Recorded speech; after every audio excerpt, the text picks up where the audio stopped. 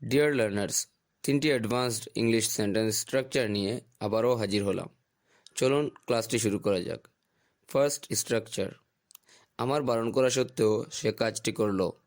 আমার বারণ করা সত্ত্বেও তারা সেখানে গিয়েছিল। আমার বারণ করা সত্ত্বেও নাজমুল কেকটি খেয়ে ফেললো। এখানে একটা বিষয় লক্ষণীয় হলো আমার বারণ করা সত্ত্বেও, যার ইংরেজি হলো ডিসপাইট মাই রিফিউজাল। এক্ষেত্রে স্ট্রাকচারটি হবে despite my refusal plus any sentence. চলুন এখন প্র্যাকটিক্যালি বুঝে নেওয়া যাক। আমার বারণ করা সত্ত্বেও সে কাজটি করলো। Despite my refusal he did the work. আমার বারণ করা সত্ত্বেও তারা সেখানে গিয়েছিল। Despite my refusal they went there. আমার বারণ করা সত্ত্বেও নাজমুল কেকটি খেয়ে ফেলল। Despite my refusal Nazmul ate the cake. আমার বারণ করা সত্ত্বেও তুমি গ্লাসটি ভাঙলে। Despite my refusal you broke the glass. Now second structure. আমার ডানকি মুভি দেখার ইচ্ছা আছে, তার গান গাওয়ার ইচ্ছা আছে, সাইমের আইএলসে অংশগ্রহণ করার ইচ্ছা আছে। এখানে কারো যদি কোনো কিছু করার ইচ্ছা থাকে তখন আমরা ইংরেজিতে বলতে পারি ইন্টেন্ড টু।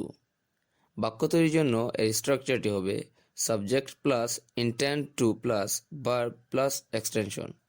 চলুন প্র্যাকটিক্যালি ব্যবহার করি। আমার ডানকি মুভি দেখার ইচ্ছা আছে। I intend to watch the Dunki movie. তার গান গাওয়ার ইচ্ছা আছে। He intends to sing. সাইমের আইএলস পরীক্ষায় অংশগ্রহণ করার ইচ্ছা আছে। Saim intends to take part in the IELTS examination.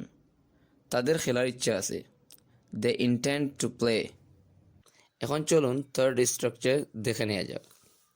দেখেন, অনেক সময় আমরা আশ্চর্য হয়ে প্রশ্ন করে থাকি এরূপ বাক্য যেমন, এমন কি হলো যে তুমি রেগে গেলে? এমন কি হলো যে তারা ক্লাস থেকে চলে গেল? এমন কি হলো যে রাকিব খেলতে আসলো না?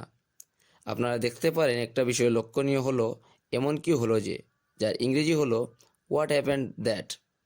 বাক্য তৈরির জন্য স্ট্রাকচারটি হবে what happened that plus any sentence এবং শেষে কোয়েশ্চেন মার্ক। এখন চলুন প্র্যাকটিক্যালি ব্যবহার করা যাক। এমন কি হলো যে তুমি রেগে গেলে?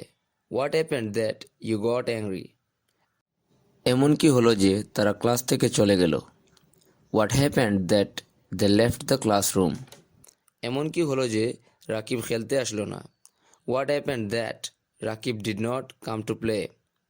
এমন কি হলো যে তারা দাওয়াত গ্রহণ করলো না? What happened that they did not accept the invitation. তো এই ছিল আজকের জন্য 3টি স্ট্রাকচার এর ক্লাস।